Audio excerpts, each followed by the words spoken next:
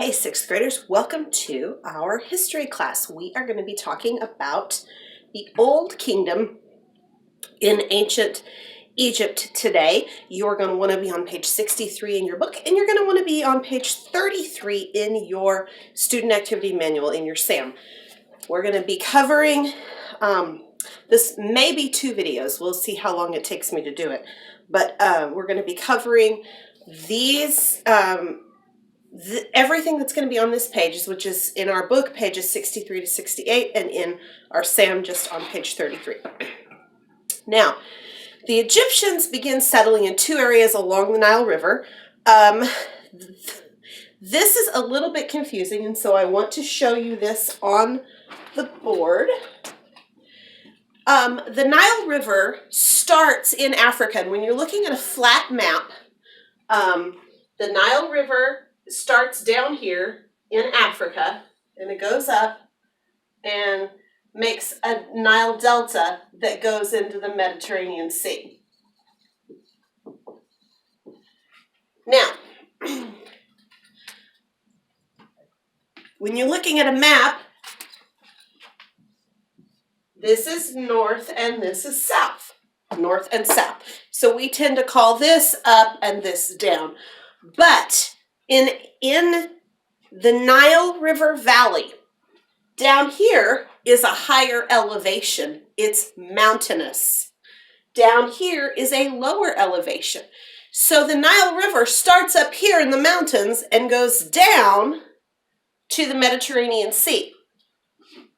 It's a little bit hard to think about. One way to help is if you have a globe or a map that has raised areas where mountains are, because then you can really tell. But this up here is called Lower Egypt. And this up here is called, or down here is called Upper Egypt. Okay, so we need to stay along with that. Now, this area, the Nile River Delta, Lower Egypt. The area along the south is Upper Egypt. They were unified under a leader named Menes. Menes began the first dynasty of rulers in Egypt. A dynasty is a line of kings or rulers, pharaohs in this case, that all belong to the same family. At that time, Lower Egypt and Upper Egypt were 2 separate geographic regions, even though they were one kingdom. Now, let's talk about the Old Kingdom. The Old Kingdom was 2700 to 2200 BC. This is a long, long, long time ago. Almost 5,000 years ago. Most of Egyptian history we divided into 3 kingdoms: the Old Kingdom, the Middle Kingdom, and the New Kingdom.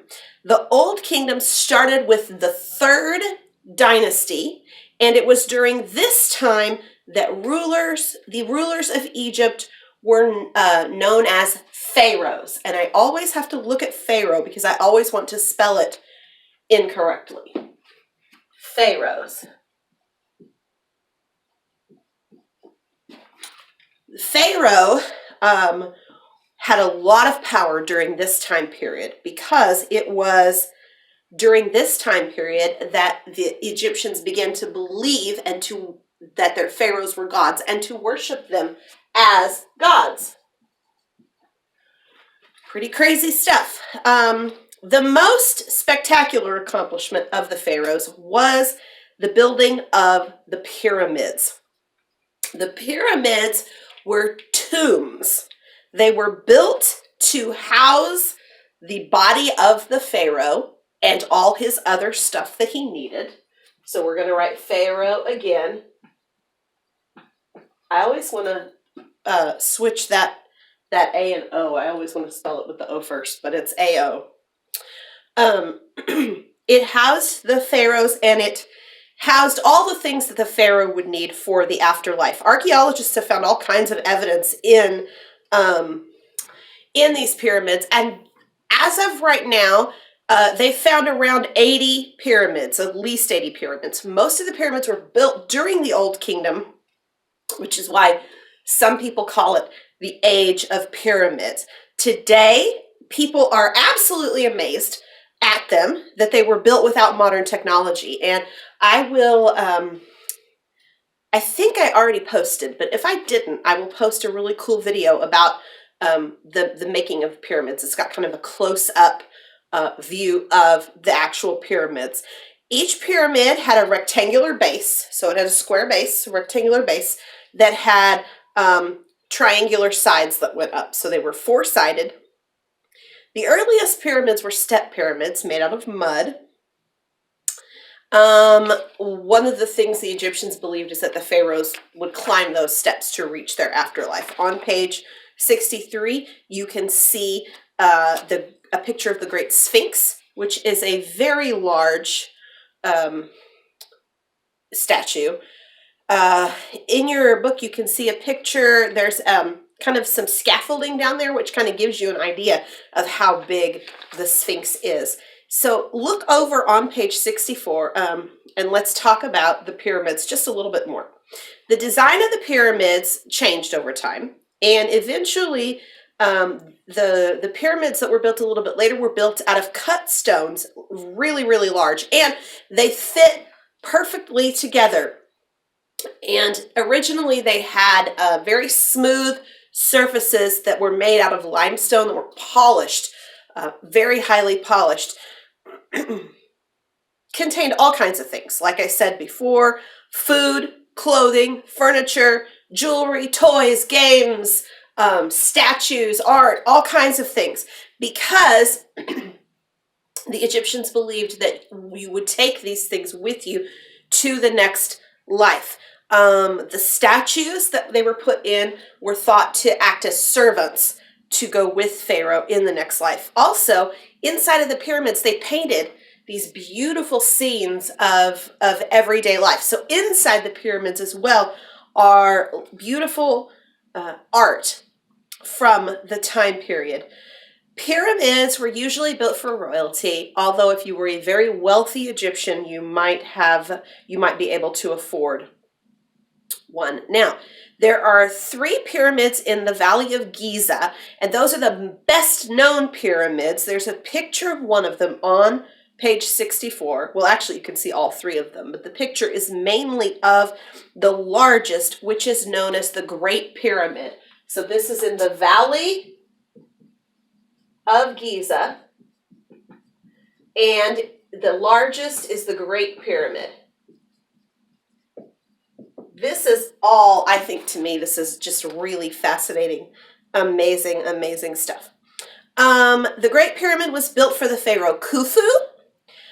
He ruled during the 4th dynasty, and this pyramid, the Great Pyramid, covers 13 acres of land. This is a ginormous pyramid. And, you know, once people start traveling again, this is a place you could actually visit. Now, on page 65, we're going to talk a little bit about Egyptian writing. Ancient Egyptian writing, they actually had a couple of different styles of writing, but one of those kinds of writing was something called hieroglyphics.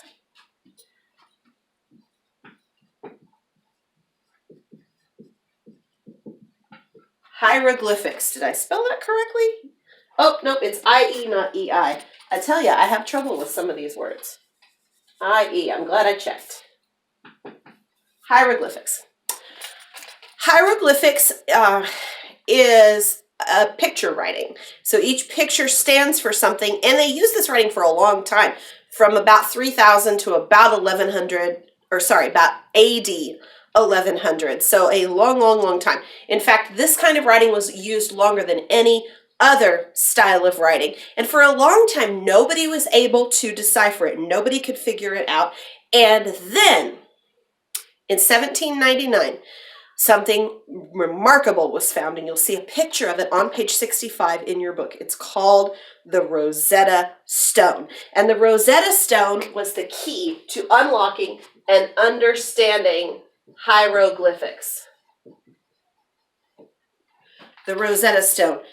Really important, because what it was there was a decree from the Pharaoh Ptolemy, and the decree was written in Egyptian hieroglyphics Common Egyptian, and Greek. And it was this Greek translation that enabled us to figure out what hieroglyphics meant, because we were able to translate the Greek and figure out the Common Egyptian and the ancient hieroglyphics based on that. It was absolutely the key to understanding. It was found in, like I said, 1799, but it wasn't until 1822, so 23 years later, that a French man named Jean-Francois Champollion, which I probably pronounced incorrectly because I don't speak French, successfully translated the hieroglyphics on the stone. And because of that, people can now read hieroglyphics. So again, the first person to translate it was Jean-Francois Champollion, which I'm going to take my book with me to write because his name is very difficult for me to say, much less spell.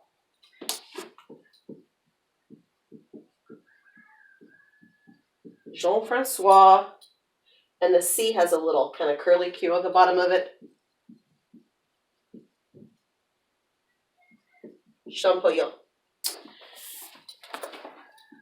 Now, we are going to stop there for this video, but we will continue tomorrow with the second part of the video, and we will talk a little bit about mummies and possibly the Middle Kingdom, because the Middle Kingdom is very short. So I'll see you tomorrow.